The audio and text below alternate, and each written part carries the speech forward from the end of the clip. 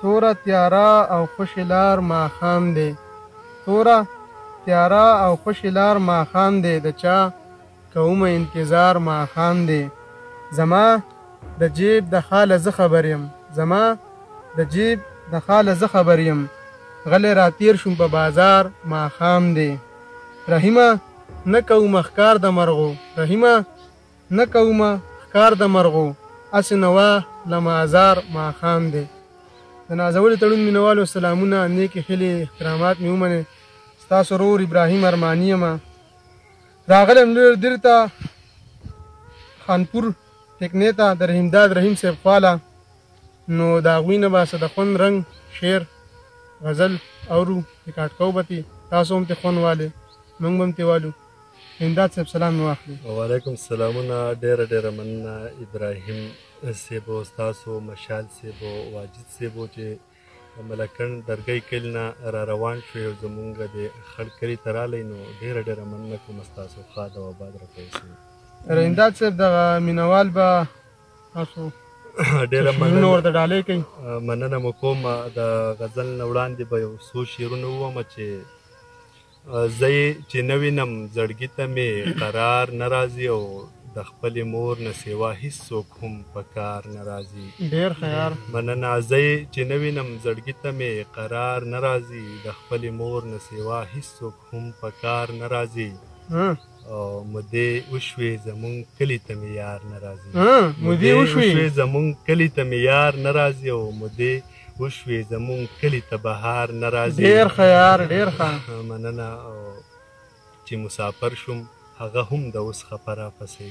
چې مسافر شوم هغه هم د اوس خپه راپسې زما نه پس زما جانان په هغه لار نه راځي ډېر ښه یار دا شعر بیا ووایه یار چې مسافر شوم هغه هم د اوس خپه راپسې زما نه پس زما جانان په هغه لار نه راځي او غزل د ابراهیم صاحب چې تصویر یې زما زړه کې جوړېدو مسافرۍ کې او د خپلې خاورې بوی راته راتلو مسافرۍ کې تصویر یې زما زړه کې جوړېدو مسافرۍ کې او د خپلې خاورې بوی راته راتلو مسافرۍ کې او مشال صاحب شعر دی چې هر وخت به ورته یادو د خپل کلي چنارونه هر وخت به ورته یادو د خپل کلي چنارونه یو کس و هر ماښام به جړېدو مسافرۍ کې او په زړه به یې د مور تڼاکې رو رو ماتېدلې په زړه به یې د مور تڼاکې رو رو ماتېدلې چې کله به د مور نه بېلېدو مسافرۍ کې نو خامخا به اوس هغه سړي ته لوی تکلیف وي نو خامخا به اوس هغه سړي ته لوی تکلیف وي بې کوره او بې دره اوسېدو مسافرۍ کې ډېر ښه دی یار ډېر ښه مننه او چې دلته مې د خپل وطن هوا او اوبه نه وې چې دلته مې د خپل وطن هوا او اوبه نه وې تور سر مې ګوره رو رو سپینېدو مسافرۍ کې مننه چې دلته مې د خپل وطن هوا او اوبه نه وې تور سر مې ګوره رو رو دو مسافرۍ کې دا زه وارخطا شوی ومه څومره رحمداده زه وارخطا شوی ومه څومره رحمداده او دا زړه به مې سبل شان درزېدو مسافرۍ دا زه وارخطا شوی ومه څومره رحمداده او دا زړه به مې سبل شان درزېدو مسافرۍ کې ډېره مننه کوم د یو مینوال ته یو غزل بل ور ډالۍ کو مننه یو غزل مطلع ده چې د دې چم په دې کوڅه باندې راځه کله ناکله او د ښکلي مخ دیدن راته راوړه کله ناکله د دې چم په دې کوڅه باندې راځه کله ناکله او د ښکلي مخ دیدن راته راوړه کله ناکله اورونه دې په زړه د رقیب بل شي پروا نشته اورونه دې په زړه د رقیب بل شي پروا نشته او مسکا د خوږې خولې په ما شینده کله ناکله مننه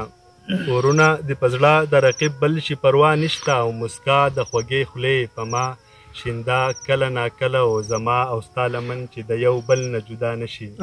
زما او ستا لمن چې د یو بل نه جدا نشي او لاسونه په اوږه مې اچوه کله ناکله ډېر ښه یار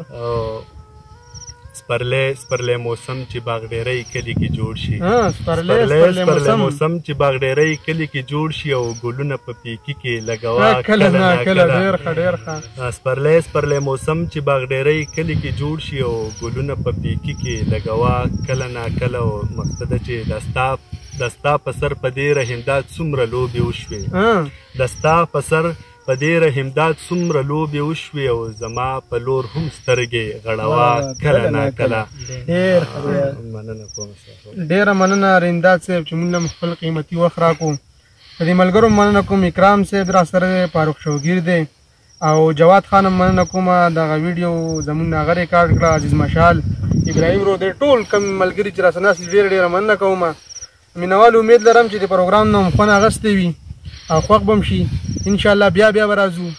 او تر بل پروګرام پورې په انتظار اوسئ.